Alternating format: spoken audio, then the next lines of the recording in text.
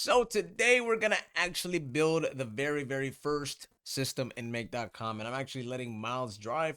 This is not me controlling the screen. My hands are completely free. Miles is finally in the fucking driver's seat, and all I'm gonna do is I'm gonna walk him through basically exactly what I would walk you guys through, except he's gonna be doing it firsthand. I feel like this is way better because one, he gets to do it just as if you guys were to do it, and two, he's gonna have a shit ton more questions if he's doing it himself. And he's gonna log in using the same account that I use, just so that we were both on the same account. So right now, Miles, I want you to click login. I'm just gonna give you the credentials, use them to log in, and then we'll probably edit this video so that way the next screen is the actual UI. And boom, just like that, we are now logged into Make. It's gonna work when somebody books a calendar into our Calendly. So I'm gonna walk you guys through this literally as I'm walking Miles through it. And everything that I tell him is what you should apply if you're trying to build it along. So now click on scenarios, because that's where we're gonna wanna build a scenario. And you can obviously click on create a scenario at the top right. But the general way to get to it is by just clicking to scenarios. On this section, you're going to see all of your systems that you built before. And obviously, these are the test ones that I was just building with earlier just to show you guys inside of Make.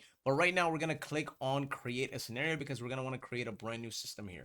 And the very first thing you see is this big old plus sign, right? And as soon as you click the plus sign, you're going to see all the different applications that you can connect into inside of Make.com. Now, what we are trying to do is we want it so that when somebody books a calendar booking, we want to be able to do some sort of notification or response to them or anything like that. Now, what we want to do is we want an automation that works when somebody books a calendar booking. And obviously, we're using Calendly. So the first thing I'm going to do here is on the search bar, search for Calendly, because that's going to be the application we're using for people to book appointments to talk to us. And boom, you can see there's a bunch of different options. So here, what I want you to do is click on show more. What this is these are different event types that are existing inside of make.com that trigger based on what that event actually is. I want you to read each one and tell me what you think that module is and what it's actually used for, right? So let's just start with watch events. Read the small description under it. It says triggers when an event is created or canceled. Literally off rip, it tells you that this module, when you click on it, it will trigger when an event is created. It is literally watching for an event to get created, and that's the trigger for it. And obviously, when somebody books for us, that is an event. And we want our automation trigger when somebody books an event.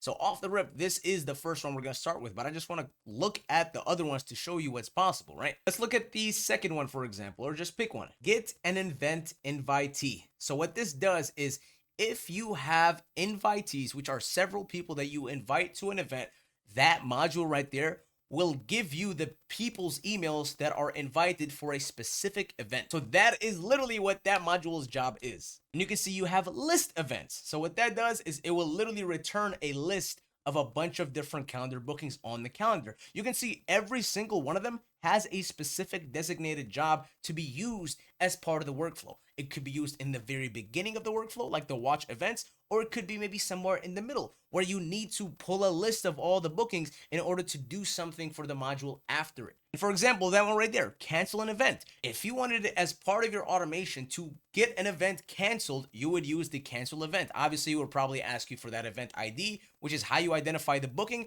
and then it will cancel it. But the whole idea is that every single module does one specific thing. So for our use case, we're going to want to do the watch event because we want their automation to trigger when a booking gets created, aka an event. So select that one. You can see the very first thing it does is asks you to create a webhook. If you do not know what a webhook is, I'm going to explain it to you guys right now because this is something that is going to be used not only just in this module, but literally so often when you're building AI automation systems. So right now I'm just going to cut to a screen and explain to you literally as simply as I can what is a webhook. Now let me explain to you what a webhook is, right? A lot of people see this term and they get scared because they think it's like some very technical thing.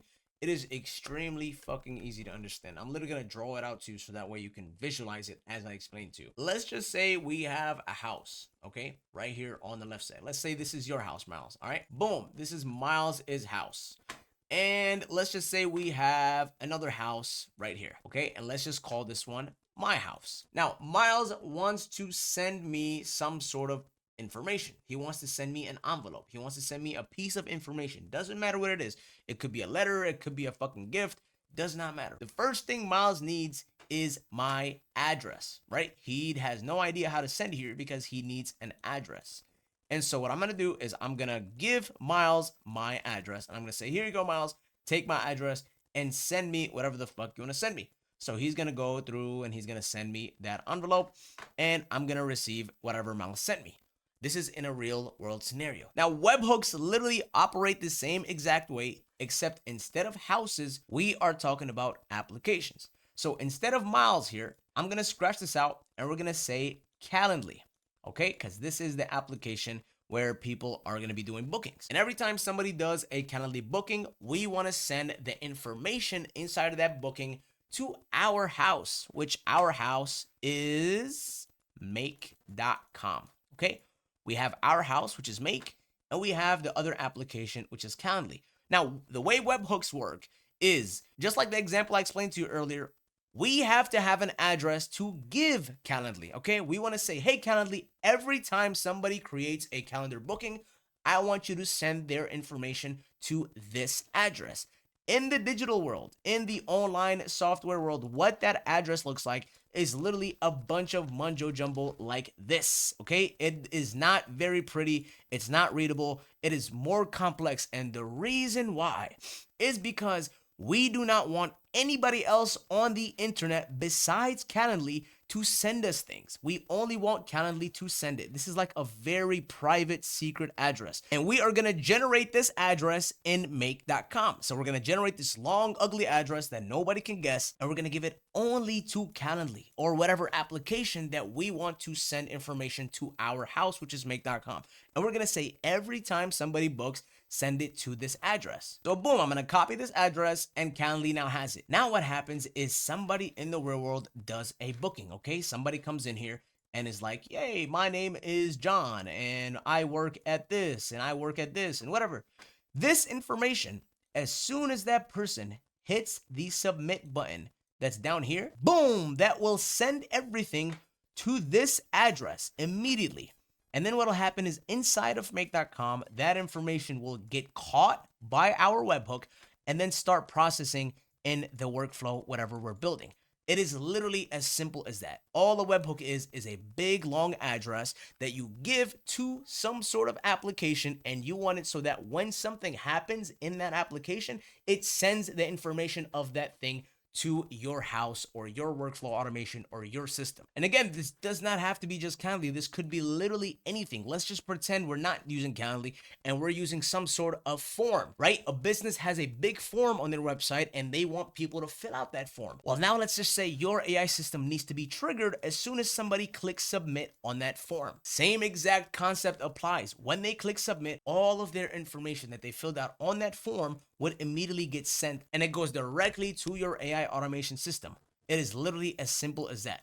Does that make sense, Miles? Yes. Boom. So now what I'm going to do is we're going to jump back to your screen and what we're going to do is generate that webhook address for Calendly. This is what we're going to do inside of make.com. All right, so now we're on Miles' screen. Miles is now asking you to literally create that webhook address. And again, this is the address created inside of make.com that tells Calendly where to send that information. So click on create a webhook. And the first thing it's going to ask you is, what do you want to name your webhook? So we're just going to give it a quick name at the top and we're going to say when somebody books. Now this helps out a lot because when you create a bunch of different webhooks, because you're going to have a bunch of different AI automations, you're going to want to know the name of your webhook so that way you're not confusing them later. So yeah, right there you're going to say when somebody books. And this could literally be anything, but for right now, we're just going to keep it at that. And then the second thing after is going to say create a connection. Now, at this point, make.com has no idea which Calendly account you want to use. So we're going to have to create that connection between make.com and Calendly. And the way we're going to do that is literally as simple as signing in. Leave Calendly and you can do that inside of here. So click on the blue button and then it's just literally just going to ask you to sign in. It's going to say, what do you want to name this connection? Name it, click save. And now at this point, it's going to ask you, okay, is it okay to allow make.com to manage and do things relating to your calendar or Calendly? You're just going to click on connect. And at this point,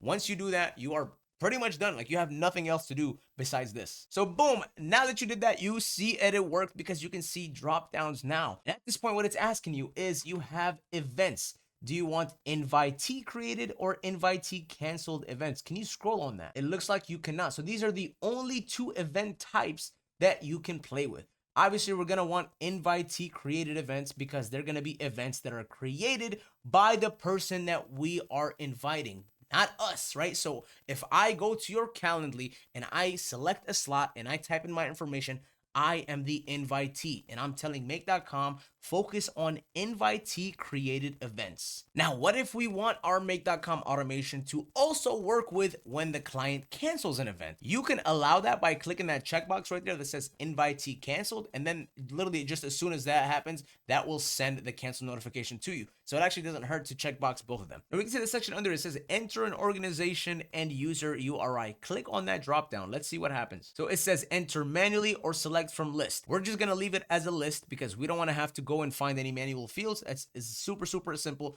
And under that, that is the drop down that it's asking you about. So click the drop down and let's just see what options we have here. And you can see there's only one because we only have one organization in our Calendly account. If we were to have multiple organizations inside of our Calendly account, all of them would show up here. But because we only have one, we're just gonna select the one. All right, so now that you click that, it says user URI. What is that? Click on the drop down. And by the way, if you guys have no idea what the hell it's referring to, just click the drop down and see whatever options you have.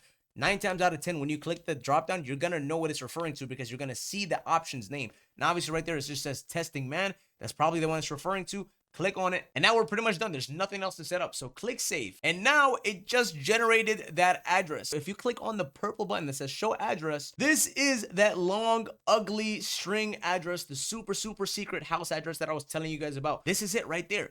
And so if you wanted to use this address, what you would have to do is copy it and go to Calendly. But because we connected our Calendly, it already knows this address. We don't actually have to go in there right now. At least that's from what I know, unless something changed, which we're probably gonna have to go back later and copy, but we're gonna find out right now. So now we're gonna click save, and then we're gonna save our scenario at the very bottom to make sure our work does not get lost. And the save button is usually the one that's highlighted yellow. So click on the save, and boom, just like that, it says scenario was saved. So now what we're gonna wanna do is make sure that this module is working. I want you to right click on the module, and you're gonna see a bunch of different options. So in order to test just one module, we're gonna click run this module only. And when you click it, what happens is it's gonna be now listening for an event to get created inside of that calendar. So click on the run, and now what's happening is it's literally waiting. It's just waiting for somebody to create a calendar booking. It is listening for that. So on another screen, we have our calendar created. We're gonna go and just do a fake booking just to make sure that this works. Now, mind you, when you're testing this manually, this listening is not gonna go on forever. It might time out after like 3 minutes. So you wanna make sure that you're doing the testing for the webhook very quickly. Go and let's just book for Wednesday the 18th, and then click any random slot, 6 a.m. Fill out this information quickly. It doesn't have to be a real email. And then share just a quick note right there. Now click schedule event and jump immediately to Make.com as soon as you do that. Look at that. Boom. It literally caught it immediately. And as you guys can see, this is all the information that came in from Calendly. Look at how quickly it just came in. Immediately, literally as soon as you click schedule, all of that information right there. Now, I want you to zoom in on the output bundle. Now, you're probably wondering, what is all of that? This is literally Miles's information and all of the meta information around it. And the way you access this is by clicking the number one that is literally at the top of the module. The way to look at the output of a specific module is by clicking the number one that is on top of it. So click on that, and boom, now we are back at the same view that shows us all the information. Notice at the top, right under bundle one, what do you have? It says cancel URL. This is the URL used for canceling. It says created at. This is literally the time that meeting was created at. And then look at the email.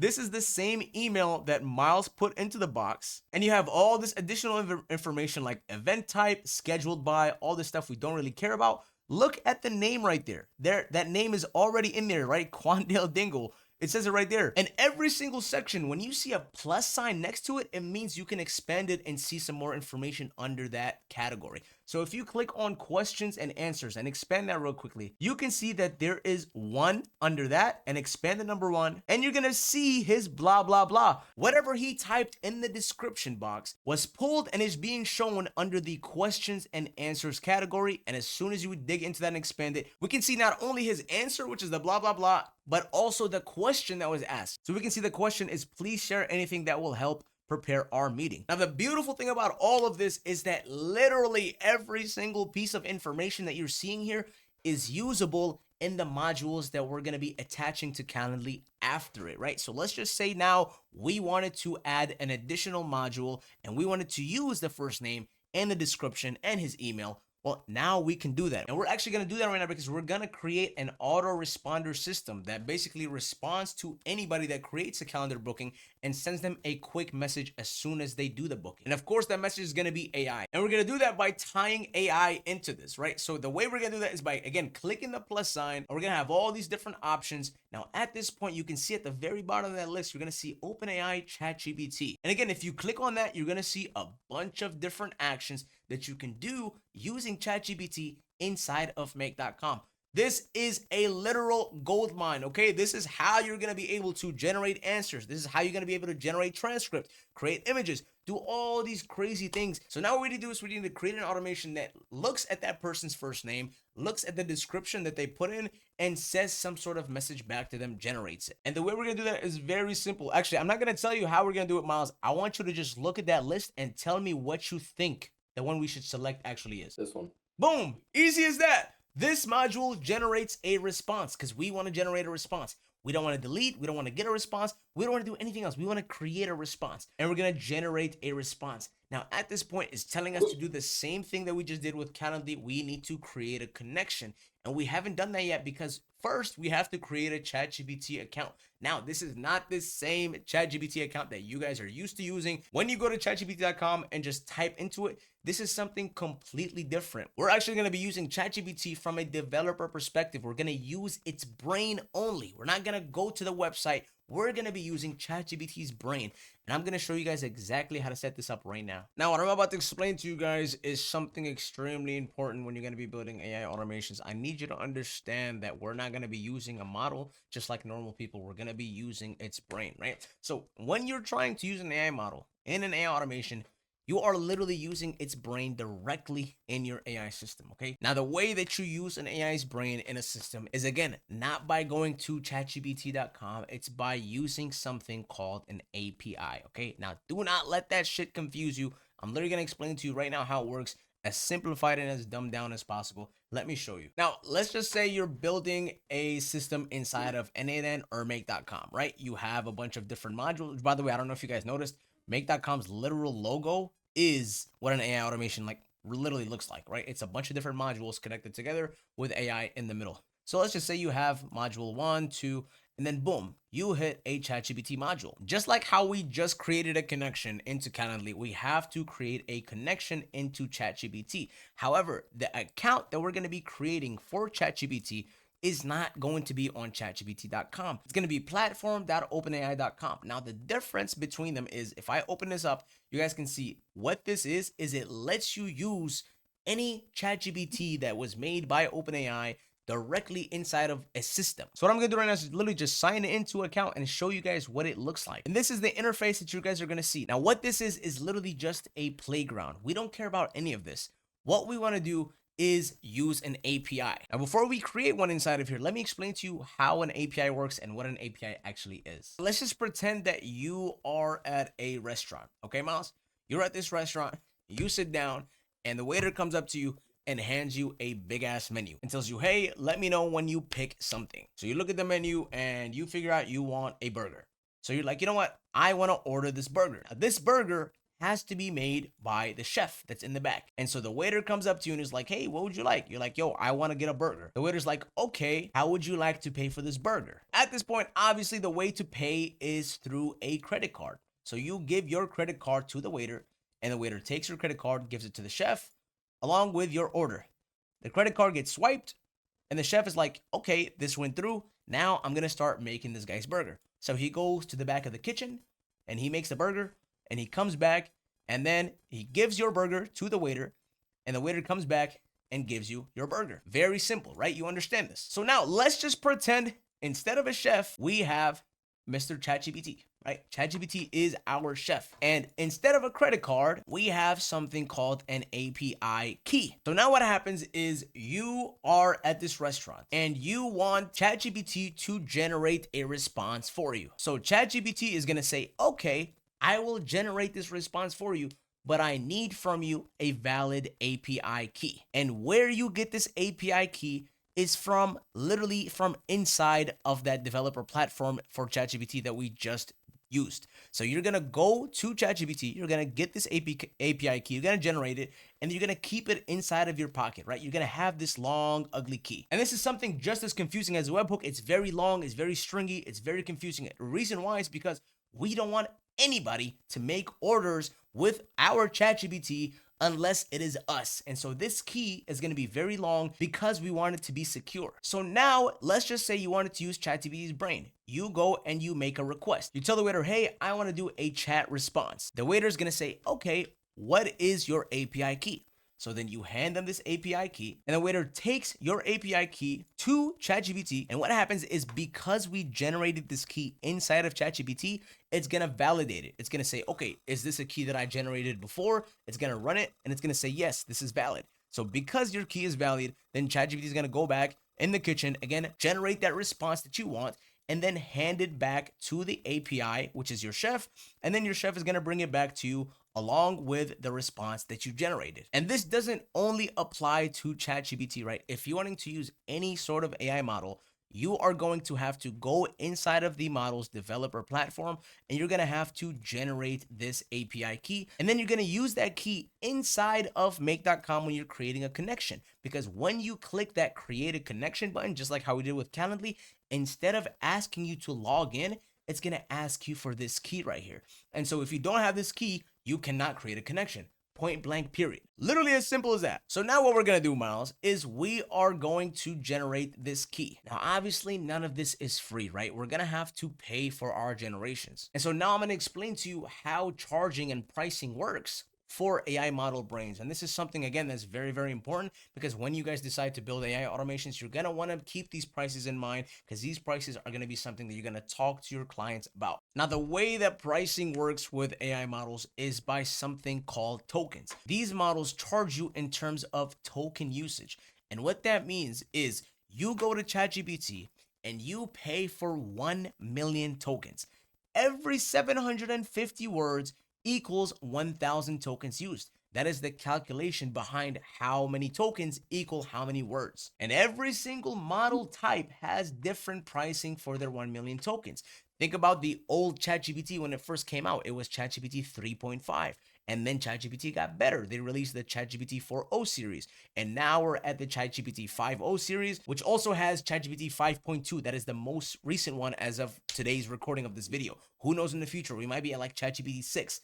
Every single model has its own pricing, and the reason why is because some models are better than others. They have more reasoning capabilities, they're faster. There's just different things about each model, and every model is good at something different. And this is going to be something you guys are going to figure out the more you use a model. Some models might be better at writing, some models might be better at analyzing things. It literally varies based on the kind of model, right? So what I'm going to do right now is show you guys this model pricing list. All I did was go to Google and I typed in OpenAI API pricing. That is what you're going to want to search to find out the model's pricing. And this doesn't have to be just ChatGPT, right? If we're using something else, we would just replace this word with whatever that thing is and then keep API pricing right after that. Usually you're going to see a page that looks like this, right? API pricing. If I open this up, I can see immediately the very first thing is the ChatGPT 5.2, which is the most recent models we're at right now. And as you guys can see, you are paying $1.75 per 1 million tokens of input. What that means is words that are going into the model. These are things that you are literally sending as a request to the models. So when you type, hey, generate me a joke, and you send that, the literal sentence, hey, generate me a joke, those words count for whatever many tokens this is right here. This is input, words going into the model. And then you are getting charged for words that are coming out of the model, right? These are the words that ChatGPT actually generates. So for this right here, you can see for the 5.2 model, we are paying $14 per 1 million tokens. So all in all, you're going to add the output and you're going to add the input together, and you can see you're paying $15.75 for 1 million tokens. This is only if you wanted to use this 5.2 model. Now, what if you wanted to use something else, right? You can actually scroll down and see that there is older models like this 4.1 right here, and this one has different pricing, right?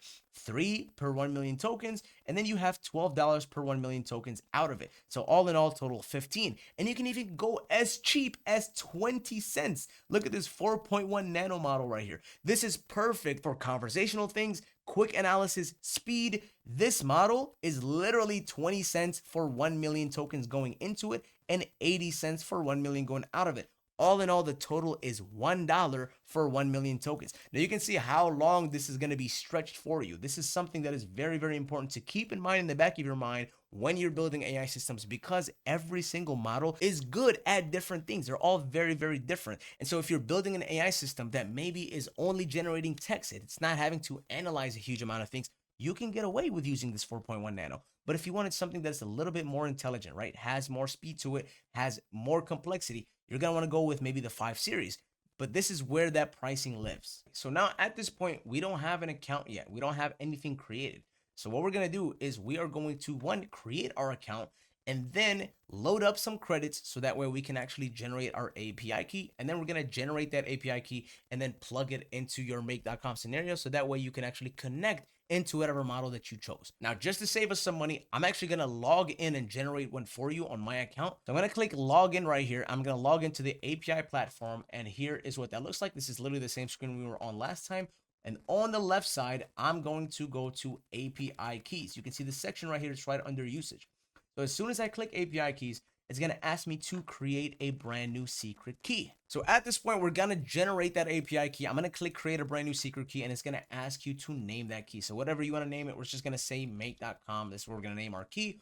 Default project doesn't matter. And then now we're going to create secret key. As soon as I click this, Miles, you're going to see this is the big, long, ugly string key that we never, ever, ever want to give anybody. The reason why is because anybody that has this key can plug it into their system and then run up the credits that are on our account that we paid for. So you want to make sure that this key is very, very secure, because this is how you're going to connect to the model and also how you're going to be charged for the billing that I just explained to you.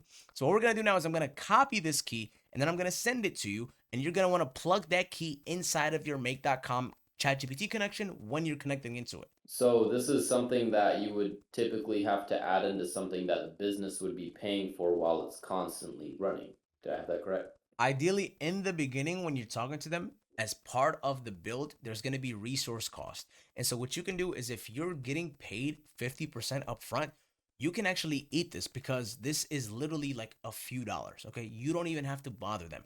But if you bother them, this right here, as simple and as cheap as it is just another thing in that person's brain that makes them not want to buy, because they're automatically going to frame it as something that they're going to be paying for additional on top of the bill. So I would suggest literally eating this charge at first, but definitely let them know that, hey, as you know, after this system is deployed, you guys are going to have resource cost, and part of that resource cost is going to be the API usage, and you're going to explain to them what that is. This is not the only resource cost. There's going to be a few other ones, obviously, depending on whatever system you're building, but you explain to them that this exists. I personally wouldn't charge them up front because it is so cheap. Again, it's literally $5, bro. You can use $5 and probably build out an entire system and still have a shit ton more tokens, because you're getting 1,000,000 tokens. They last a long time. I mean, there's been times when I've had 1,000,000 for like literally 3 months, and then it just didn't run out. So again, it depends on what you're doing and how much you're doing it, but most of the time 1,000,000 goes a long way. And so I would eat this cost in the beginning, but definitely explain to them in that call process that there is resource cost, and this one would be part of it, right? You're not going to be paying for this.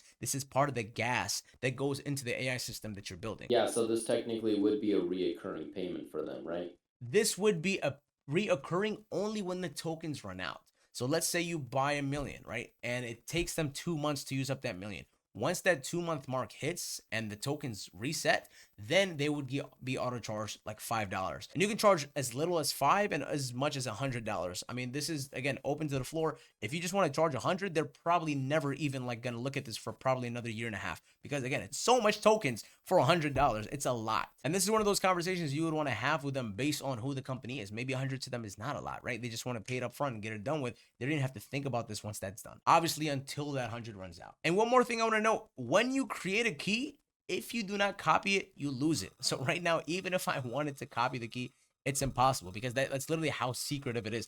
It does not let you recopy the key. It gives it to you once only, and that's it. So right now, if I wanted to get a brand new key, I would literally have to delete this one and create a brand new one if I didn't copy it. Now, before you actually generate the key, again, you have to load up your account with some balance. The way you're going to do that is by clicking the top right settings icon. As soon as you click that, on the left side, you're going to see billing.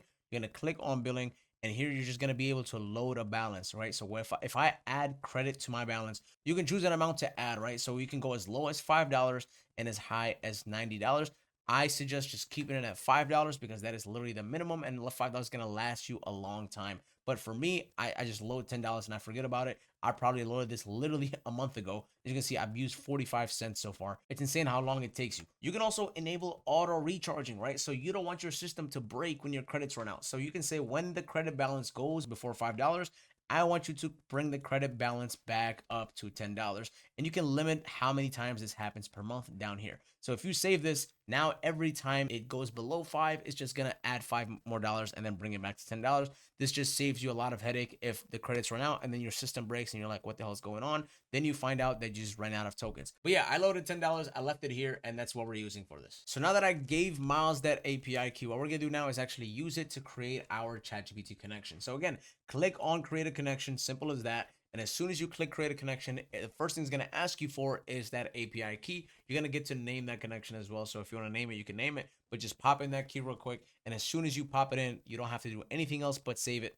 So yeah, just copy the key, paste it in there, and then click save. As soon as you save it, you're going to see if the connection is successful immediately because you're going to see more options pop up. You don't have to do anything with organization ID. You don't have to do anything besides naming it and popping in that API key. Everything else is pretty much useless for what you need to do right now. You want to keep it same name? So the name at the top is just going to say my OpenAI connection. This is only useful to name if you're having multiple different like ChatGPT instances here, like different accounts. But since you're only going to use one account, you might as well just keep it for what it is. Or you can name it based on what the API key is used for. So let's just say you have a key specifically going to be used with Calendly. You can now name this Calendly key. And now the next time you have to select the connection, you're going to see Calendly in the name, and you're going to know that that key is specifically used for Calendly. So you can just keep it as it is or name it. It literally does not matter. Click save. And as soon as you click save, you're going to see that the options start to load, and boom, here it is. Now, Miles, remember when we click on the plus sign and we actually select whatever module we want to work with? There's a bunch of different options, right? So just click the plus sign real quick and then go to ChatGPT. And then obviously right here, there's a list of whatever it is that you're trying to do. Now, this one might be the only one in the AI world. And I'm talking about, when I say AI world, I mean, when you're choosing AI models, this might be the only one that might throw some people off. We're actually not going to be picking the generate a response. And I'm going to explain to you exactly why when we're going to be picking its replacement. So what I want you to look for is create a chat completion or generate a completion, whatever that has the keyword completion in it. When you find it, select it, and then I'm going to tell you the difference why. And boom, here it is. So now exit out of both of these, okay? I need you to understand these are different things, okay? They're not the same thing. Generate a response does not allow you to actually give the model a system prompt, which is basically the instructional prompt that it uses when it creates its output. Whereas with the second one, right, the generate a completion, this one allows you to give the model two different kinds of prompts. And right now what I'm going to explain to you is what these two different kinds of prompts are. You're actually going to rely on system prompts and user prompts. So let me explain to you the difference between those two, and then we're going to jump back here and actually create them so that way you know what the hell you're doing when we're actually creating them. So the two different kinds of prompts that you're going to be working with are going to be called the system prompt, which you probably already heard me say a million times, but the other kind is going to be called a user prompt. Okay, and I'm going to explain to you the difference between these two so that way you can actually know what the fuck to do with them when it comes time to build your AI system. A system prompt is an instructional prompt. Okay, you're literally telling the AI what it is, what it does, and how it's supposed to do it, along with a bunch of context around the instructions of what it's supposed to do. This is basically like, let's just say you have an employee and you just hired him for the first day. This is you giving that employee his actual job requirements, right? You're supposed to take out the trash in the morning, and then you're supposed to close at night, and you're supposed to greet customers and say hi to them, and you're supposed to sound friendly, whatever. These are pure instructions for the actual AI so that way it knows how it needs to carry out its job. Now, where the user prompt comes into play is this is going to be you giving it the actual content that it's going to be using along with its system prompt, which means this is literally your input. This is the user's input going into it. This is not instructional. This is the actual content and the actual material that it's going to be using along with its system prompt so that way it knows what to apply its system prompt to. If that doesn't make pure sense, let me explain to you right now. I just split them like both in half. the difference between generating a response. Let's just say we're using the generate a response node, okay? And you come in here and you say, you know what? I want you to tell me a joke. That is the prompt that would be going inside of that little prompt section that we showed inside of the generated response. So you're going to go ahead, you're going to send it, and it's going to try to cook up a joke for you, and it's going to give you back a joke that's like, why did the chicken cross the road, right? It doesn't matter. It's just literally carrying out its job and telling you a joke because all you did was tell it a user prompt right here, okay? Now, how this becomes different when we're talking about creating a chat completion. So in this scenario where we're using the chat completion, you say the exact same thing to the model, right? You say, I want you to tell me a joke. Now, here is your system prompt. You're going to give it a prompt that says, every time someone asks you to say a joke, always respond back in Russian. This is literally the instructional system prompt that it's going to use with the user prompt that you are feeding it. Again, this is your user prompt, right? I want you to tell me a joke.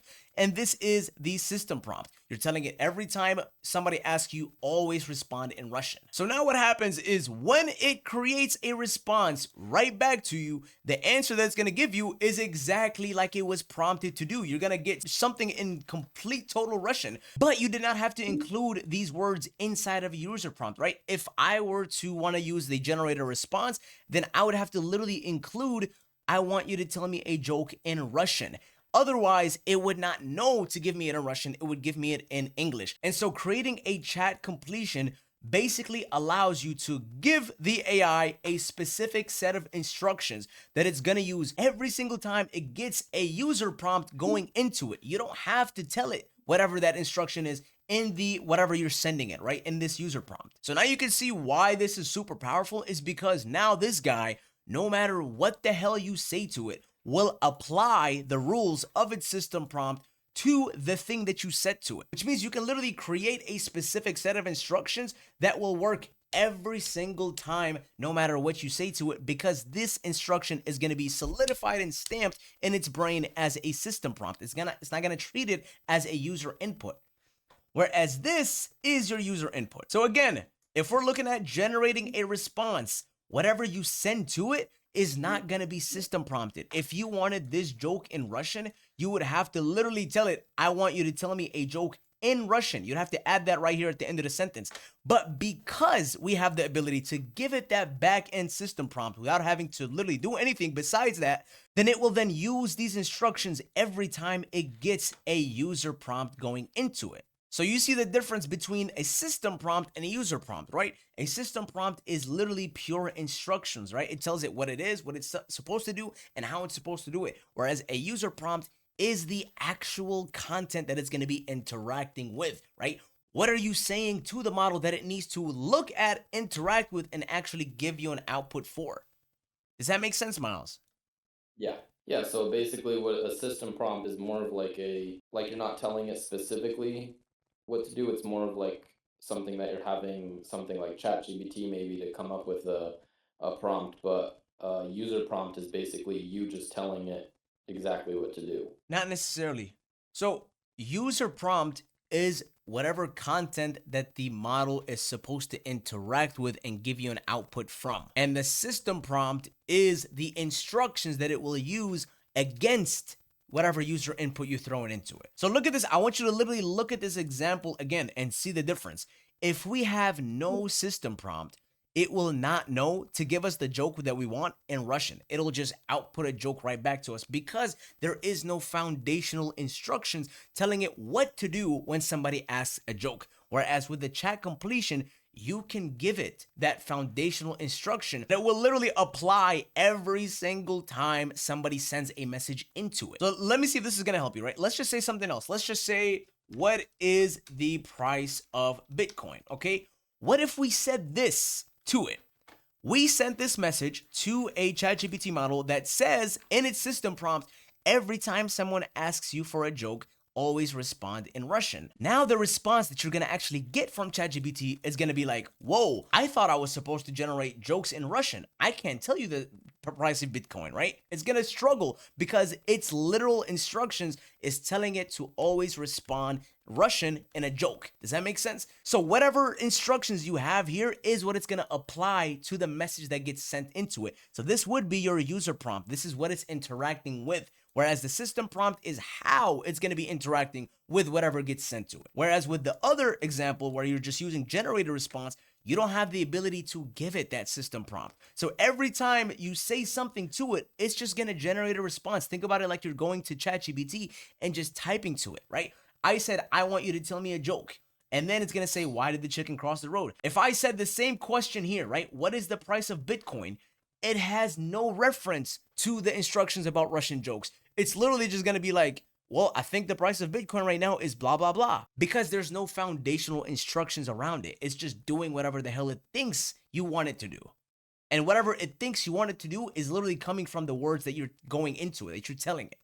Does that make sense? So it's a little bit more specific. It's not that it's a little bit more specific. It is a lot more specific because now you have full control over literally the exact type, quality, and response of the model. Whereas with this, you don't. It's free for all, right? You don't have no instructions. This is like just having a random employee that doesn't fucking have any instructions and you're just telling it to do things and it'll do anything. Whereas this employee, you're telling it, you know what? I only want you to do this. And if you send anything else to it besides whatever this is, then it's just not going to do it because it's not instructed to do that. Makes sense. So this is your system prompt and this is your user prompt. Once again, user prompt is what it's going to be interacting with, and system prompt is what it's supposed to do, how it's supposed to do it, the actual instructions for that employee. So this is the big difference between these two. And if we jump back into make.com, we're going to actually open up this chat completion module and I'm going to configure this, both of them, by the way, with you right now, the system prompt and the user prompt, and I'll show you how it works in real time. So you just told me I explained it in technical terms and you wanted to be maybe explained a little bit less technically. Could you let me know where, at which point was it technical? So that way I can try to maybe rephrase some of that. Yeah. Is it the fact that I'm using user input? When I say the word user input, does that make sense to you? Yes. But So I could see somebody who doesn't like, obviously user input is me being the user, and then whatever I'm inputting into the system boom, is user input. input. Yep, input.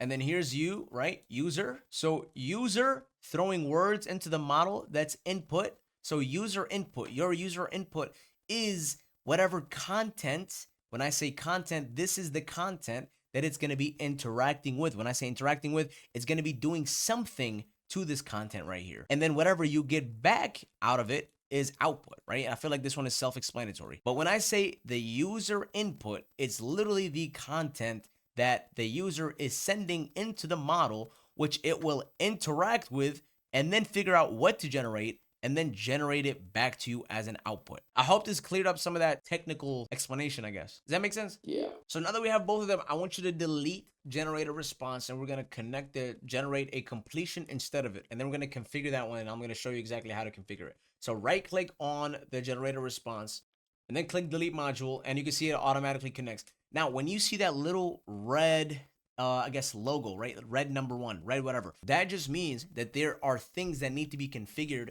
in whatever module that is. So if you have a flow, it literally, by the way, will tell you when you click on it, this module is not set up, meaning you have to go in there and actually configure it. So open it up. You're probably going to see a bunch of empty spaces and everything with a little tiny asterisk on it is required, meaning you have to fill it out. Everything without an asterisk is an optional field that you can choose to play with. So the very first thing it's going to ask you to do is to select the model, right? We're going to choose the same model that we chose last time. You are never going to switch the very first one, okay? When it says create a prompt completion, do you see that word legacy right next to it? The word legacy, when you see that, it means old. So every time you see something that is legacy, it means that is the old version of whatever thing is you're using. Don't go to legacy, right? Go to the most recent thing, which is going to be creating a chat completion.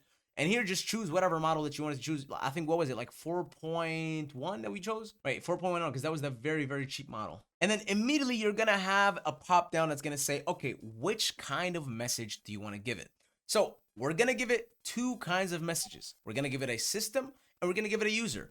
Now, I just want to give you a disclaimer right now. There are more types of messages, okay? You're going to see them when you click the drop down. But for right now, the level that you're at and the level everybody else is at that's watching right now, you don't need to know those just yet. So click on the drop down on user. So where it says role, do you see where it says role right there? This is basically saying this is the role that the AI is going to play, right? What role is that? So the first thing that you see is user, and then the third one is developer slash system. Don't worry about the developer. That's literally basically a system prompt. And then the other two ones are assistant and tool. I'm not going to get into those right now. We're going to talk about them later. So the first thing we have to add is a system prompt. So we're going to click on developer slash system. And now it's asking you, what are those instructions? So here is where you literally type in the system prompt. Read that little description under it. It says text content of the message on behalf of the selected role. What that means is basically, what do you want your system prompt to be? So this is where now we're going to go outside and generate our system prompt, come back in here and dump it. Now I want you to click add a message one more time. Here is where we're going to be adding a second message, and this is going to be our user prompt, right? We're not switching it from developer or system prompt. We're going to keep it on user because we're telling it, hey, here's a set of instructions that I want you to follow, which is pertaining to the system prompt. And as the user prompt, here is the content that I want you to do this with. So this is going to be the content that is going to be actually interacting with, right? That's going to go into that user prompt text field right there. So before we configure any of them, think about what we want to do, Miles. In that previous Calendly module, what pieces of information did we pull? Remember, this is the information that when somebody fills out the actual booking, what are we getting from them? Their email, their name, and the time that they want to schedule a meeting. So we're getting their first name. I think we're also getting the last name, and we're getting their email, and we're getting a description, right? Something that they typed, and then the time that they want to schedule. All those 5 pieces of information is what we're getting from the previous module. So now let's think about what we want to do, right? We want an automation that when somebody creates a Calendly booking, makes it seem as if one of our team members responded to them, right? Actually took the time out, directed a message to them, and sent it to them in an email. And so now what we have to do is we have to generate a system prompt that tells the AI, hey, you are going to be receiving a few pieces of information.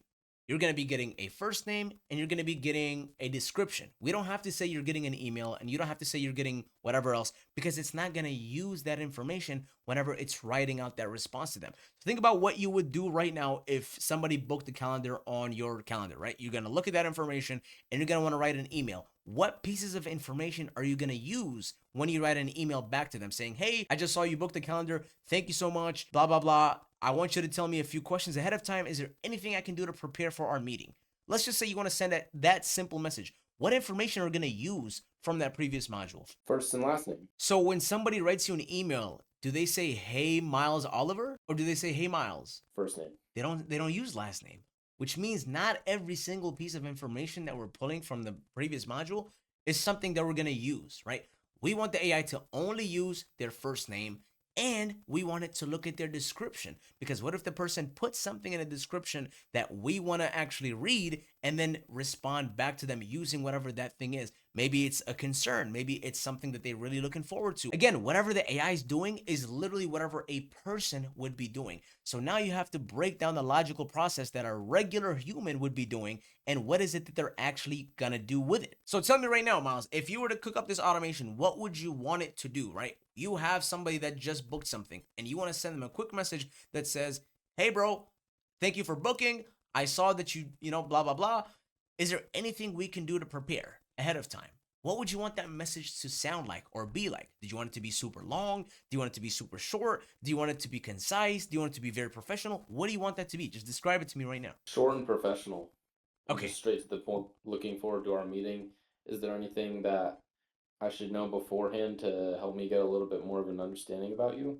Okay, and obviously you would want it to be personalized to them, meaning we want to use their first name, right? I want you now to go in that text prompt and literally give that AI these instructions, right? Remember, you're going to say, hey, we're going to start off with giving it a role, right? We're going to say, you are a professional customer support, right? It's going to be playing that customer support role. I would add the word agent right after it. So now we're going to tell it what it's going to be getting, right? You are going to be receiving someone's first name and a brief description that they used inside of our calendar booking. And here what we're doing is we're literally just propping the AI so that way it knows what the hell is going on, because at this point it's just a blank canvas. It has no idea. We're giving it that context right now. What was the end of that? So you're going to be receiving somebody's first name and a brief description which they left in the description field of a calendar booking, just telling it exactly as it is what happened. Now that you gave it a little bit of context, you're gonna tell it what it needs to do. So we're gonna say your job is to personalize a response back to them using their first name. Now I want you to pause right here. What we have to do now is we have to account for the what ifs. What do you think happens when somebody fills out a calendar booking and they don't fill in anything in the description? Will this AI have any sort of description to use for its generated response? So when that situation happens, is it gonna know what the hell to do or not? No. Meaning we have to account for that in this system prompt right here.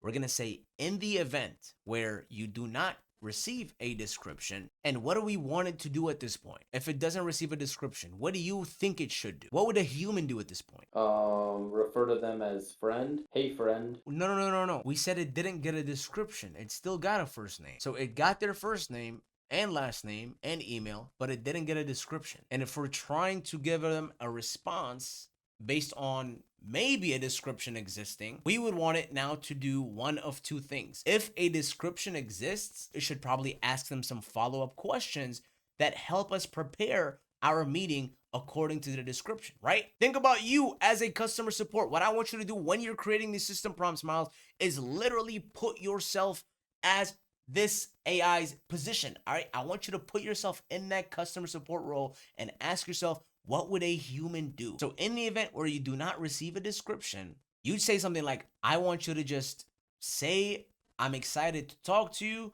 And if there's anything that can help us prepare ahead of time, please send a response and let me know. Is that not what a literal person would do in this situation? So you see what I'm doing here is I'm framing myself as the AI, so that way I can account for what could happen and what couldn't happen, because my main job at this point is making sure the system prompt covers things that should happen. If there's anything I need to know before the meeting or To hour. to respond and let me know. And the reason we're saying that is because obviously if this email would go out automated and there is something that they want to talk about, then they're just going to click the respond to email button and send you a response right back to you. Now we have to tell it the other situation. We're not done yet. We only told it what to do if there was no description.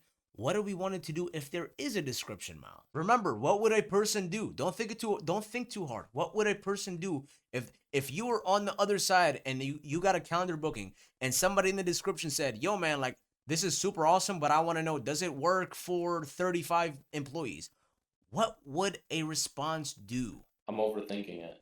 You are overthinking it.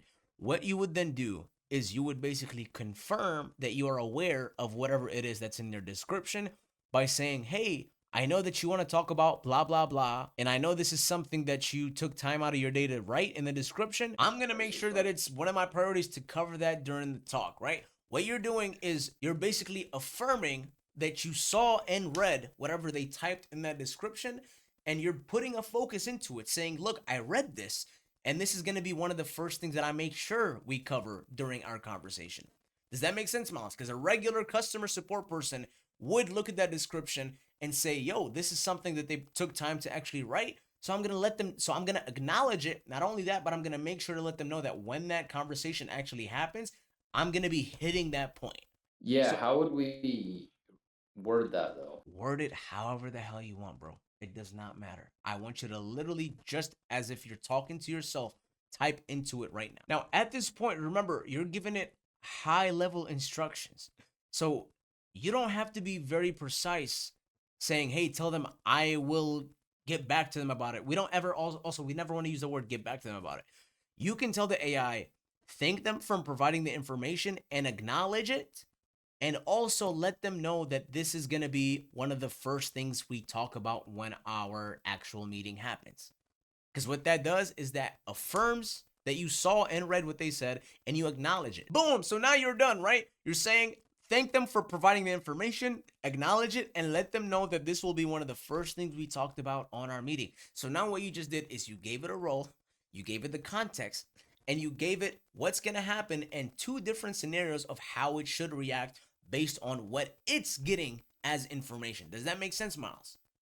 Yes. What you just did is you crafted your very first system prompt, which is literally purely instructional in a very tiny structure, right? This is not the huge structure, but this is structured, bro. You start with a role, you give it context, and you give it guardrails, right? What to do when things happen that maybe it does not even account for. And part of doing this is you knowing what to account for. Because if you did not account for maybe a description not even being there in the first place, then the AI sure as hell would not know what the hell to do if there was no description. It might just come up or generate something that's out of the blue that doesn't even make sense. It might literally come up with it. So now that this employee has what it needs to do, we are going to click save on this module. I want you to drag it a little bit to the left so that way it shows up on the screen. Just drag the whole thing. Make sure you don't click out of it, right? Yeah, click save first and then drag it to the left a little bit. No, the whole screen, So that way we can see it in the recording. Yeah. All right, click that. And boom, you can see now that we saved it, your system prompt is there and done. Now we're going to move on to the user prompt. And remember, at this point, this is the content that the AI is going to be interacting with. So I want you to scroll down a little bit, Miles. Here is going to be literally one of the most beautiful parts of AI automation. What we're about to do right now, Miles, is one, very important, but two, this is what makes AI automation very special, right? You remember how we collected that information from the previous module. What AI automations inside of N8N or Make allow you to do is to use those pieces of information in the modules that come after it. So now we're going to be able to reference that first name in the user prompt, and we're going to be able to reference the description in that same exact prompt right there. And this is where I introduce to you something called a variable. So let me explain to you what that means. Click on the text content box right there, right under the user prompt right there. Just click on it. Don't do anything. What do you see pops up right there? Calendly coding, it looks like. No, this is not coding. I want you to just literally look at it and read it. What do you see that's in gray? What do you see that's in gray, bro? Oh, the Calendly booking, the date, email. Look, it's literally labeled, right? It says email, and then here's your email. It says name. That's the name that you put in. It says event. That's the event you... Every single thing you're reading right now is something called a variable. Every little box is a variable. And what this allows you to do is it allows you to drag that information and literally put it in that user prompt without having to just manually type it. So if I wanted this AI to know that person's first name, what I'm gonna do is I'm gonna go in the text content prompt and I'm gonna type in, I want you to literally do this as I tell you. I want you to type in that box, this is the first name of the person that booked. And then instead of a period, I want you to add a colon and then put a space. So now what you just did is you're about to tell it the first name that it's going to be using when it is creating that response to them. And at this point, all you have to do is drag that first name variable or that name variable right there and just place it at the colon right there. Boom, done. So what you just did, Miles, you put in a placeholder, okay? Every single time that name variable exists, it's going to replace whatever you see right there, and the actual name is going to be there. So I want you to imagine it. Literally, this is the first name of the person that booked, and then it's going to say Quandale Dingle instead of whatever that blue thing. This is what the AI is going to see when it comes time to actually do its job. It's not going to see whatever that blue thing is, because what this is just a placeholder, Miles. This just tells it that every time a name is going to come to you, it's going to go right there in that exact same spot that I just gave you. Does that make sense, Miles? Now, I want you to click enter twice, and we're going to do the same thing with the description. We're going to give the AI the description that it's getting from the Calendly, which is the same exact description that the person used when making the booking, but we're telling it, hey, this is the description that you're going to be doing your job with. And now what you're going to do is you're going to go and drag the description field, and you can actually tell where that is because it gives you a small little preview in those gray words, right? You can see it. All you have to do is scroll down and find wherever that description was typed. Now you're probably struggling to find it, right, Miles? You're like, where the hell is this description? Sometimes you might have to expand specific ones so that way you can see where your variable that you want actually is. So look, you just expanded location.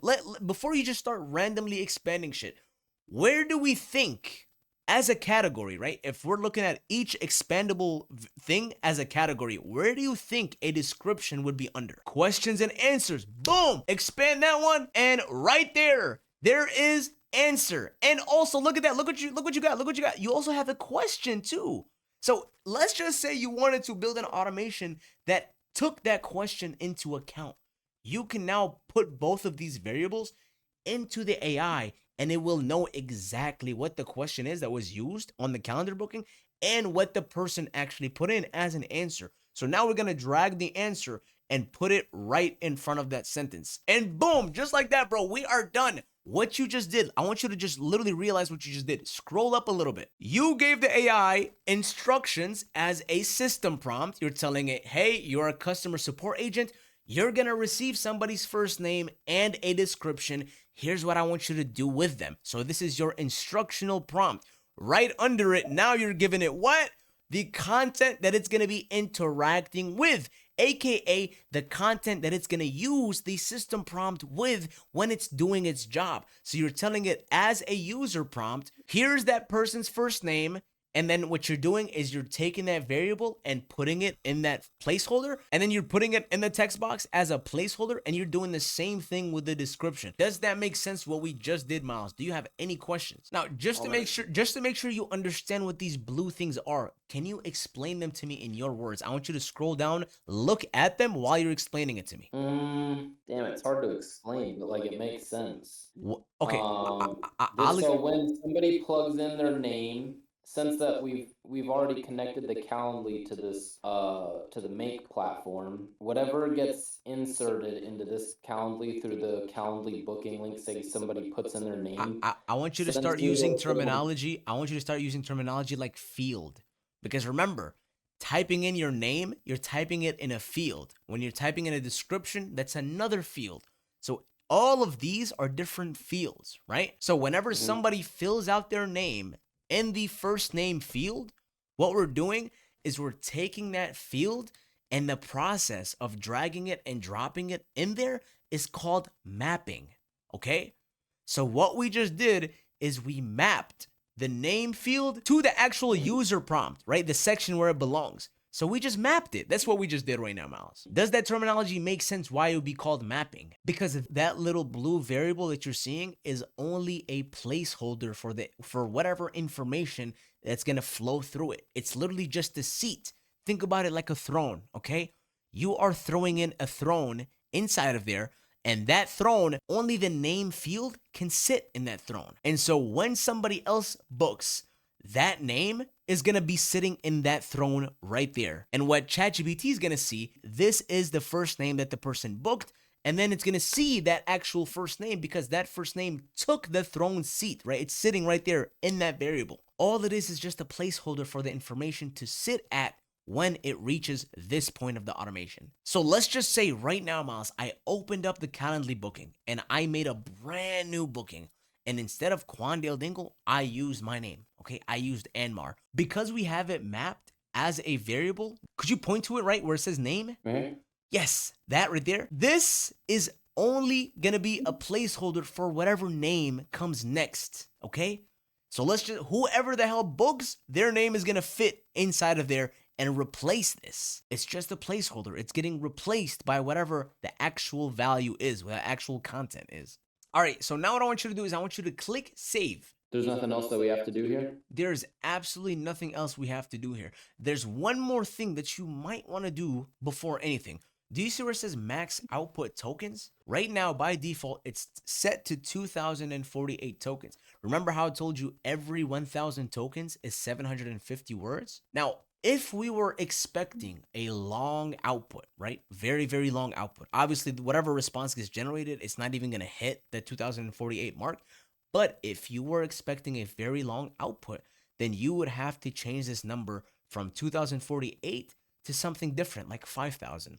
The more you increase this token, the more text you're going to be able to get out of a response that's coming out of this ChatGPT module. If you do not change this token number and ChatGPT generates a response that is greater than 2,048 tokens, then it's just not even going to show you it. It's literally not even going to show you it at all. So I want you right now to click save. There's nothing else for us to do at this point. And what we're going to do next after you click save is we're going to test it as if somebody made a booking. Now, before you click the run once at the bottom, I want you to understand when you click that purple run once, this runs the entire flow from the very, very first module all the way to the very last one. But what if you want to test only one module because you want to see only if that one module is doing what it needs to do? What you would do at that point is you would right click on the module and then you're going to see an option that says run this module only. It's going to be literally the very, very second one right there. So when you click that, what's going to happen is because ChatGPT does not know the information, right? So now I want you to click that right there. And when you click it, what's going to happen is ChatGPT is going to ask you, okay, you want me to do my job. What is the name that you want me to actually do my job with? And it's going to ask you for that description answer. So now you're going to give it a name. You're going to give it Miles. And now what I want to do is I'm going to test what is it going to do if it does not get a description. Remember, we gave it those instructions for what it needs to do if there was no description, right? So because we only gave it a first name, now we're testing what is it going to create? What is it going to output if it only got a first name? I want you to click OK. And you see what's going to happen is it's immediately going to go to work and it's going to immediately give you an output. Now look at that. Look at that. Do you see that result right there? I want you to read the result. This is the output that it gave you back right there. So immediately as it ran, you're going to see two different sections. You're going to see input at the very top. Do you see where it says input? Yeah. So this is what went into the model. And remember how I explained to you those variables actually are just placeholders that get filled? Let me show you what the model saw. I want you to expand messages. And you're going to see two types of messages. What do you think those are, Miles? What are the only two types of messages that we gave this model? We gave it a system prompt, right? So now you're looking at the same system prompt that you gave it and open up the second one. I want you to expand the second message. That's going to be your user prompt. This is the input from us. Yes, this is the input from us. Now I want you to read the content of the user prompt. What does that say? First name of the person that booked, Miles. Stop right there. This Do you see how your name was replaced by that blue variable right there? This is exactly what I mean when I say those blue things are just placeholders, because whatever name we give it is what gets thrown and replaced by those blue variables. So because we typed Miles, we're telling it, look, here is your system prompt. Here's what you're supposed to do. And here is the content that you're supposed to be doing this with. So we're saying this is the first name of the person that booked, Miles. And then this is the description of the person that booked. Notice how there's nothing after description, right? It's completely empty. And the reason why is because we did not give it a description. And so if you now scroll down and look at the output section, which is whatever message that ChatGPT actually generated, I want you to read that out loud for me. Hello, Miles. Thank you for booking a meeting with me. I'm excited to talk to you. If there's anything that I need to know before our meeting, feel free to respond and let me know. Looking forward to our conversation. Now, this is literally the generation of ChatGPT, the actual output that it got from the job that we told it to do. You can see that it directed it to your name. You can see that it thanked you for booking the meeting, says that it's excited to talk to you. And because we gave it no description, it's saying, let me know if there's anything I need to know before our meeting, which is, by the way, word for word what we told it to do. Is that not right? Now, what you can do at this point, Miles, and a lot of people are going to be doing this, is when you are system prompting these little AI models, you are always going to right click, run the module only, and then you're going to look at whatever output comes out of it. And the reason why is because let's say we did not like the fact that it said hello instead of hi, because you know what? Hello sounds way too robotic. Do you agree? Yeah. So what do you think we should do to change that? Instead of being hello, we want it to be something different. How would we change that? Boom, exactly. You go right back to its system prompt and you tell it what you like and you tell it what you don't like. And you only do this after you examine its output when you run the module only. This is a key skill when you guys are building these AI systems, because you don't want the AI to just fucking fly with outputs that you haven't actually reviewed and looked at. Otherwise, you're going to end up with something that you don't have full control over. Now, Miles, when you make these changes, I don't want you to write it to it as feedback, because remember, at this point, the model is not looking at whatever it generated. All it did was generate it. This is not a chat window. So it doesn't even know the thing that it came up with. Don't say, I think it sounds too robotic. It doesn't even know what it is. Now you're literally just going back to square one, as if you're just now giving it its system prompts and you're saying, I want you to always say hi instead of hello. That's it. It's literally as simple as So you that. say, So I want you to always use the word hi instead of hello when greeting them. can we use hey? Sure, you can use hey. It doesn't matter whatever it is. Anything that you want it to do, you're going to go to the system prompt and you're going to tell it to do that right there because that is the entire point of having a system prompt. I want you to always use hey instead of using hello. Okay, that's perfect. Now I want you to save it and do the exact same thing we just did, right? Save it. We're going to run it once and then I want you to throw in some random name. Don't use Miles, okay? Put in something completely different, right? So boom, now you use the word Quandale. Look at this. Look at the result. It shows you it right there. Hey, Quandale, obviously username. I'm excited to talk to you. If there's anything that I need to know before our meeting, let me know, blah, blah, blah. But you see how it immediately changed from hello to hey? And all you did to change that is go back to its system prompt and change those instructions. This is the core foundation of what you're doing when you're going inside of these AI models. You're giving it the instructions, you're running it, the module by itself, you're looking at the output, going back to instructions and refining it. And you're gonna keep doing this back and forth, back and forth, back and forth until whatever you get out of the model is something that you're happy with. Does that make sense, Miles? That was pretty cool how that all came together. And there's one more thing I want to do, okay? When you send an email to somebody, do you know how an email is usually spaced out, right? After you say, hey, blah, blah, blah, there's usually a space under it before they just start typing. Otherwise, it just looks unprofessional or looks like a text. So right now, this is all one paragraph. We're sending an email. We don't want it to look like a paragraph. So how are we going to fix this, Miles? Okay, so you're telling it format the response as a professional email that is spaced out after hey. Well, no. Why are you dragging that into it? You don't have to give it a first name. It knows already it's going to use the word hey. And you're telling it whatever name it needs to use in the user prompt. So you can just leave it as that. You just tell it, hey, every time you say the word hey, whatever after it. Okay, I know what you're trying to do. I know what you're trying to do. Let me explain it better. You can just use a filler placeholder, okay? So let's pretend we're doing whatever you just tried to do. Instead of actually dragging the variable, what we're gonna do is we're gonna create a random fucking placeholder. It doesn't matter what it is. Retype exactly what you just typed right now. And now, what would be a random placeholder that tells AI we're talking about the name, but doesn't actually drag the variable into it? What could you do? Boom, perfect. That's it. You can use quotations, you can use parentheses, you can use brackets, whatever. So are you trying to tell it include a comma? Yeah. So I want you to spell that out, right? You want to be as descriptive as possible with this. Don't just like, I mean, it's probably smart enough to understand it, but you still want to get into the habit of being very descriptive. So we're going to say after the word hey and then name, include a comma and I want to say like press enter, but how would I be able to what you would say that is break a new line. So what you're doing is when you are clicking enter, you're literally breaking a line. You're breaking a brand new line. So you're saying, I want you to break a line. Now leave it at that.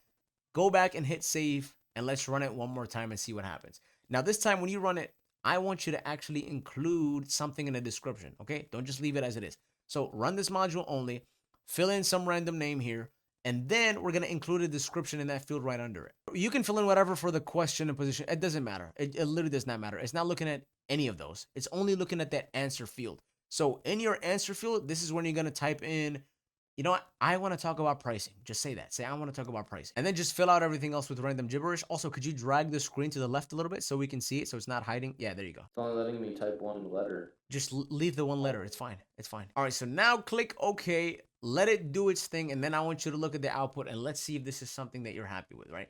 Open up results and look at that, right?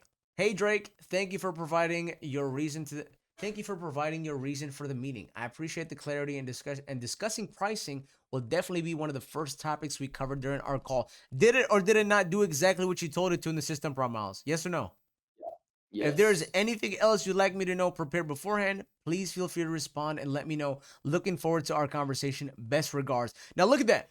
It put in random ass placeholders under the, like literally at the end of the email.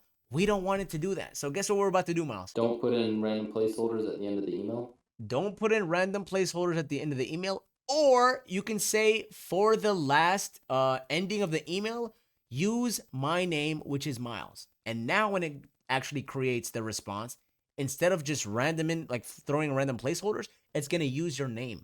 And this, by the way, what you're doing right now, back and forth, back and forth, back and forth, is exactly what every single person that's watching this video is going to be doing when you guys are building your very first AI systems. This is something that's super normal and it's common and it's literally part of the process, right? Going back and forth with your AI, making sure that whatever output that you're getting back is something that you like.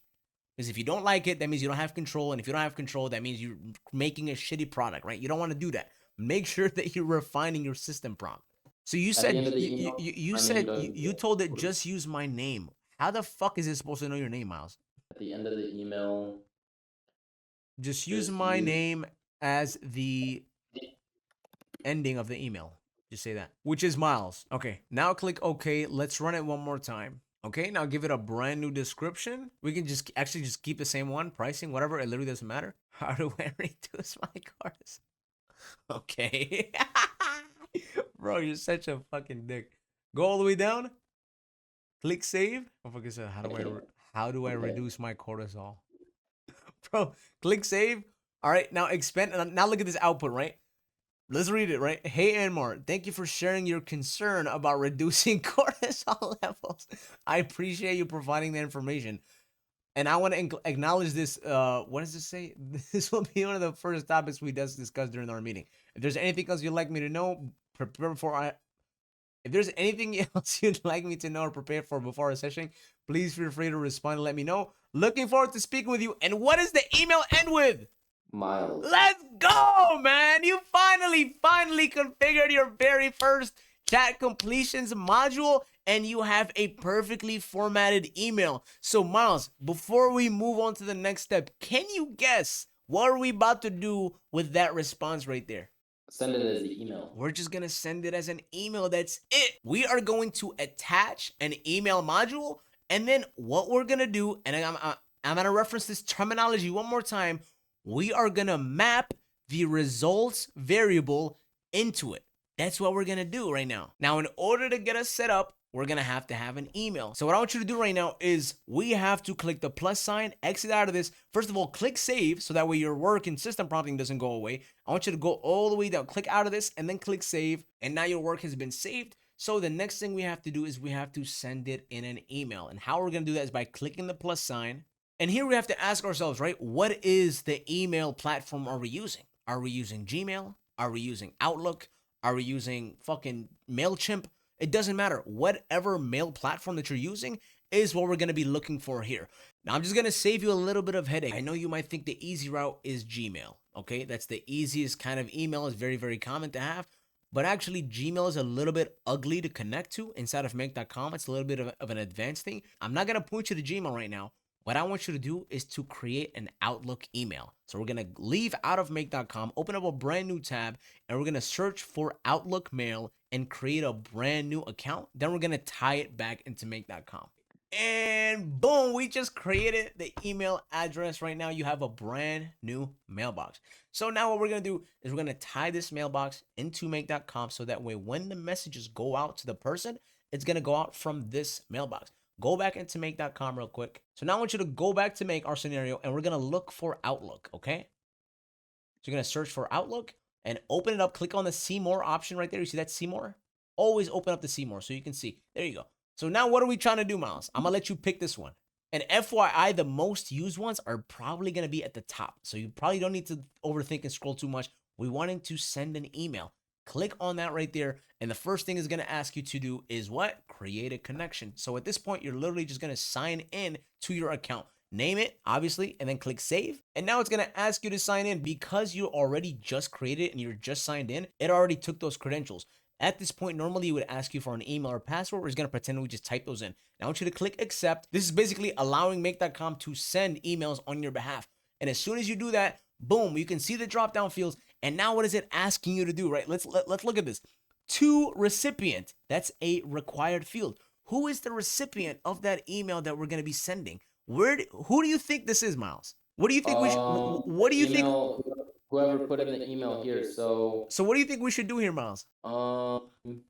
Drag this over. There you go. That's it. That's it, bro. That's it.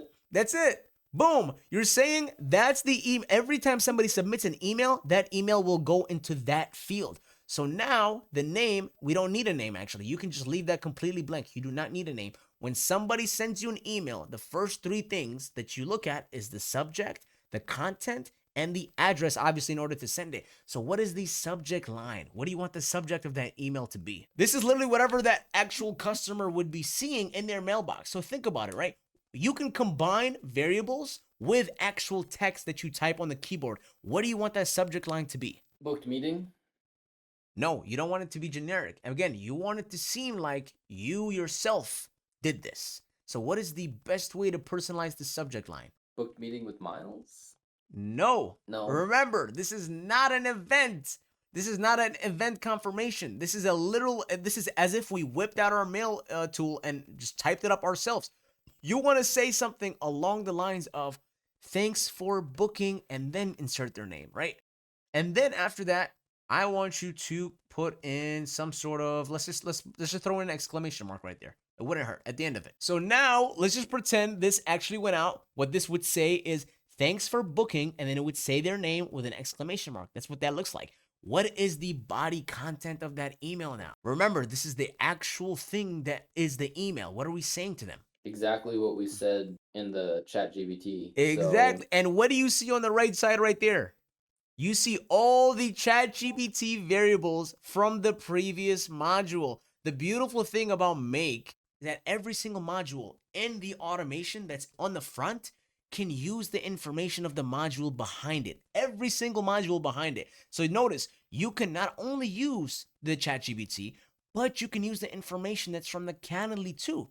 So now that we have our entire body mapped into the body content, what do you think we should do at this point?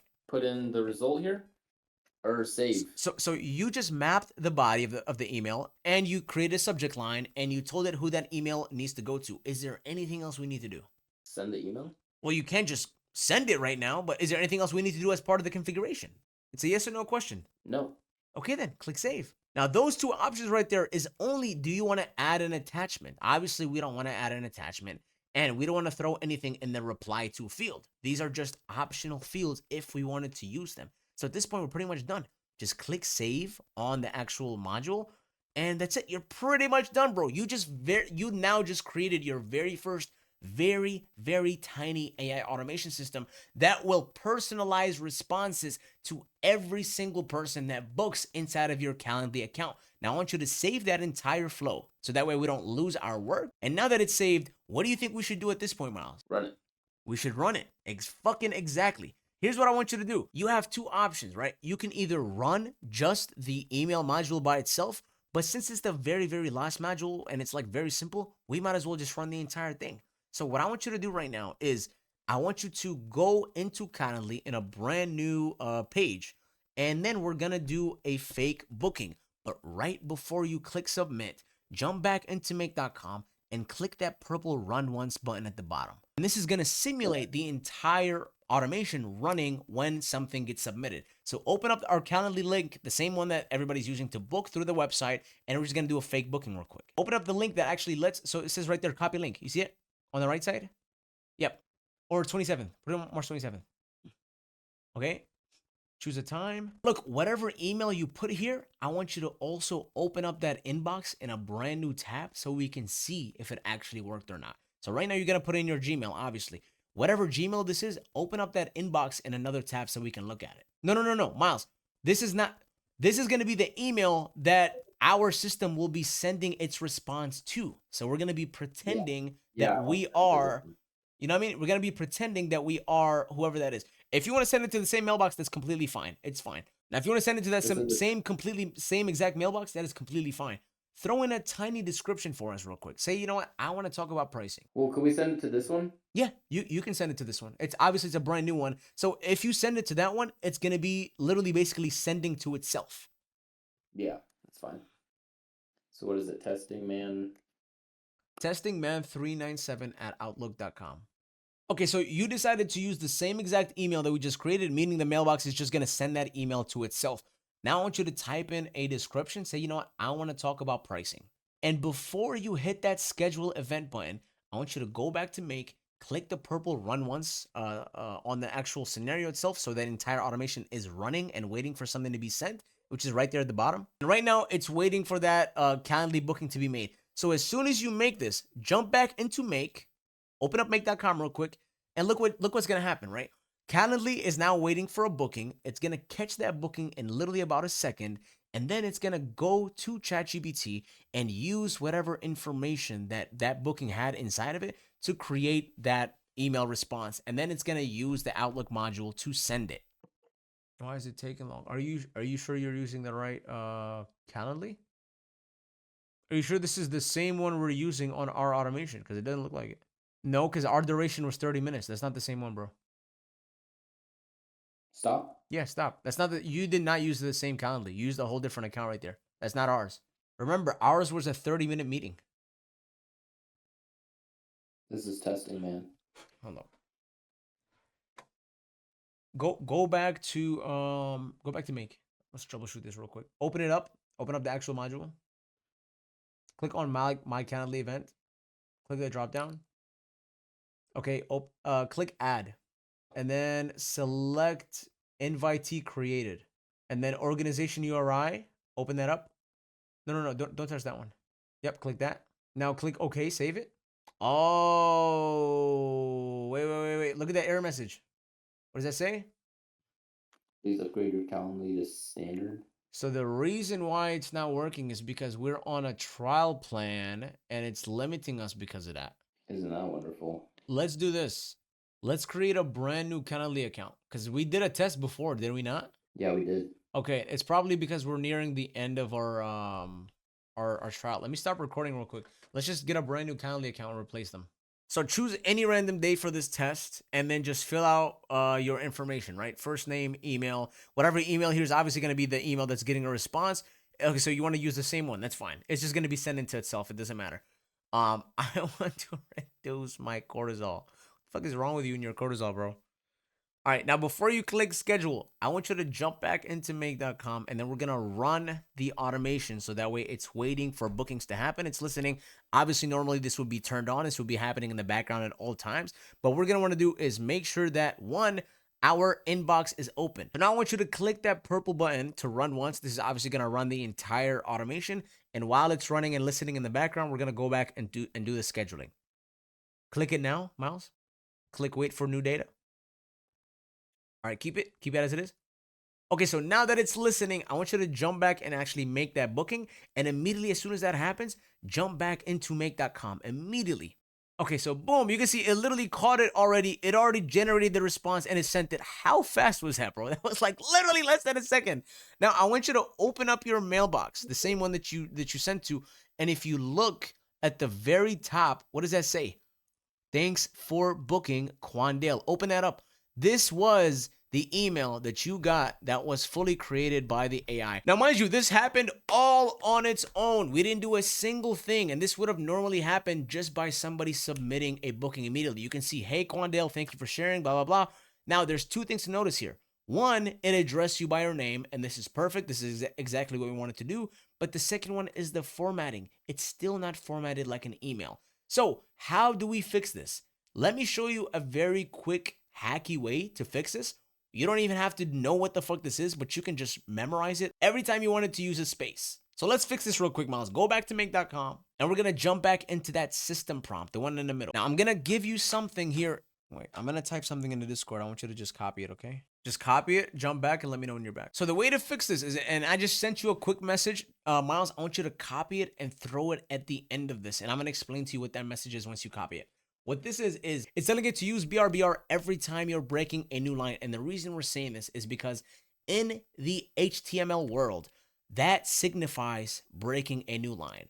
And so here we're literally telling it from the language that it understands that every time it needs to break a new line, it's going to use that. And when we send it inside of Outlook, those BRs are going to be replaced with spaces. You're going to know exactly what I mean. So let's just save this real quick right now. Save the entire flow, and I want you to just redo it one more time. Now, before you redo it, I just want you to open up that Outlook module and click on Advanced Settings at the bottom. The only reason we're looking at Advanced Settings is because technically when we throw those BRs in there, we're wanting it to treat the email as HTML. And so sometimes you have to tell whatever mail thing that you're using to send that message as HTML. Sometimes that's an option, sometimes it's not. Remember, if you're using the BRs, look for that HTML option. So I want you to scroll down and see if that even exists in here. So right there, it says body content type. We want to make sure that is HTML. That's perfect because that tells us that the BRs are going to be converted into spaces. So now I want you to click save,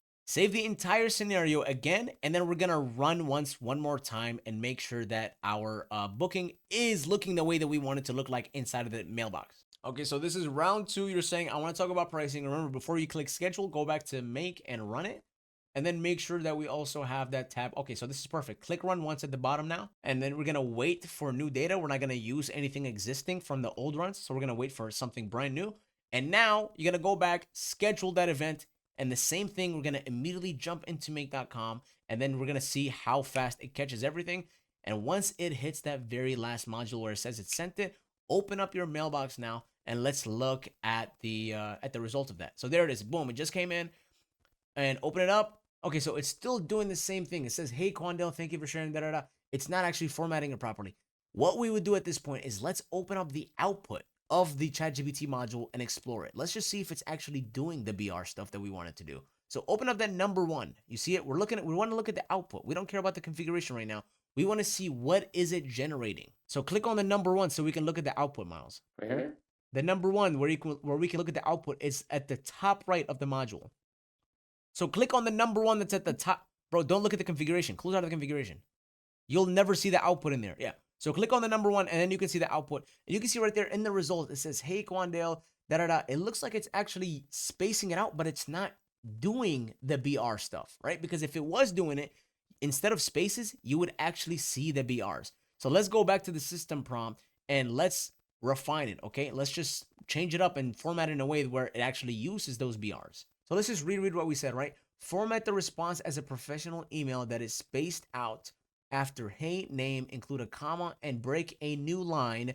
So after break a new line, tell it use BRBR every time you are breaking a new line and make sure the BRs are part of the actual text generation you are creating. That's what I would say. So we're going to remove everything that's after the word line. And then we're just gonna replace that with this, whatever's in there. So remove everything in between. You see the word line right there? Yeah. Select from at until nope. Keep the word use. Keep the word use. Yep. Now delete that. Now here we're gonna tell it use BRBR every time you're breaking a new line, and then at the end of that, add.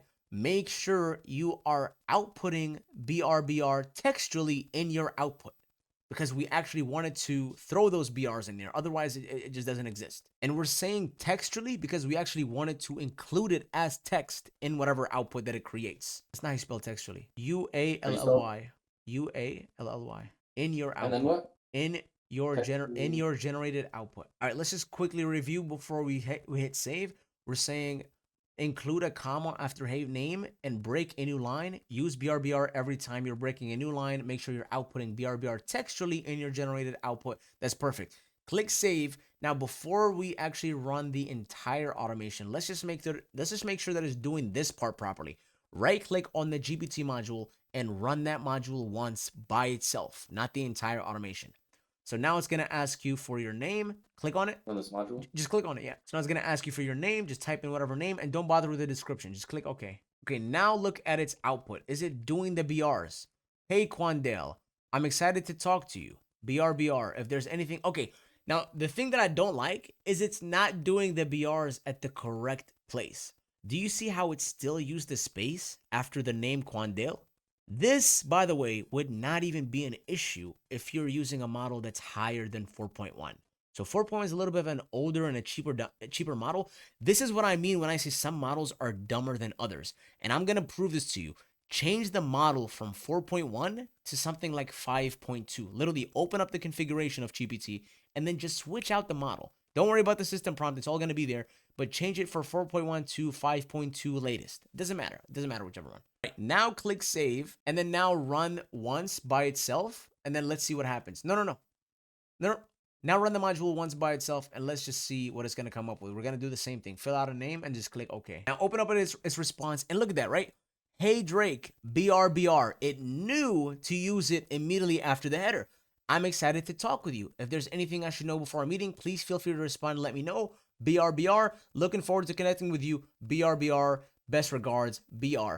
Every time you see a BR, imagine a space happening. So this is perfect. This tells me it's doing exactly what it needs to do. And what I just proved to you is that some older models are literally just dumber, okay? They don't know how to follow instructions the best. So you might have to, give more detail in the instructions or just completely switch out of them. And understanding which model is best at what really comes from experience. It comes from whatever we just did. You doing this times 100 gives you a benchmark for what 4.1 is good at and what 4.1 sucks at. And this is another key skill when you're going to be building AI systems, is understanding just the core capabilities of what some models are good at versus others. So now that we have this, click save on the entire automation. And then what I want you to do is run it from the beginning for the very first time. We're going to click run once, brand new booking, everything, same thing. Okay, now that you have that filled out, click run once on make and then wait for new data. And then we're going to submit that booking. And as soon as you submit it, just don't even bother going to make. I would just immediately open up your inbox and let's just wait for it to arrive and then see what it looks like. And boom, here it is. That's your new event. Your message hasn't came just yet. There's your message right there. Open up your message and here it is. What does that look like, Miles? This looks perfect. Mind you, this came by itself, automated without us touching a single thing, formatted perfectly. Hey, Quandale, using the first name, doing exactly what we wanted to do. It thanks us for sharing because we didn't give it a description. It thanked us for sharing our description, which is make extra gains. It says it appreciates us providing the information. This is definitely going to be one of the first things we dive into our meeting. Looking forward to speaking with you soon. Ladies and gentlemen, this looks like as if it was literally typed by a human that had looked at that response for creating a booking and just typed this out to the person and sent it. We have just now completely automated the response process for every single lead that creates a calendar booking on our website, just like that. It took 3 modules only, and that's it. So now I want to add one more cherry on top of this cake, Miles. It is not realistic for somebody to get this email literally after 2 seconds when they submit, correct? So we're going to add a wait right in the middle. We're going to tell the automation to wait some time before sending this email. And ideally, you want to wait anywhere between 3 to 5 minutes. So I'm going to go back into make.com and I'm going to show you how to add a small wait in the middle of that. So I want you to stretch the space between ChatGPT and Outlook because we're going to have to fit a module between those two. Okay, that's good. Now I want you to right click anywhere on the canvas and then click add a module. And here we're going to click the plus sign and we're going to search for, I think it was called wait. Literally just search for the word wait. Okay, that's not it. Delay. I want you to click on tools. Click on the plus sign. Okay, now scroll down a little bit and let's see. We are looking for, there it is, sleep. The tool is called sleep. And if you read the description for that, delays execution for a specific period of time. What happens is when the automation hits that specific module, it's literally going to sleep for however many seconds we configure in it. So I want you to open that up and let's go ahead and configure it. So now it's asking you to connect it. So you're going to have to drag it in the middle and between those and then let go. That should connect it. Click cancel and then open it one more time. Now it's asking us any number between 1 and 300. This is seconds. Obviously 300 being the max. And if we have 60 seconds in a minute, that's 5 minutes. So the maximum you can delay in here is 5 minutes. I want you to make this 5 minutes. Let's just make it 300. Let's make it 3. I gotta head to dinner. They've been waiting on me. Bro, what is that? 180 seconds? We're not gonna run it. Let's just make this 300 real quick. 300? Yep. Okay. Now click save. And now I want you to click save on the entire automation below. And then I want you to click immediately as data arrives. We're going to actually turn it on now. So this is how you turn it on. You turn on that toggle. And at this point, it's asking you a few things, right? You see that message at the bottom? It says, do you want to delete the old data that we ran with, or do you want to process that old data? Obviously, we don't care about it.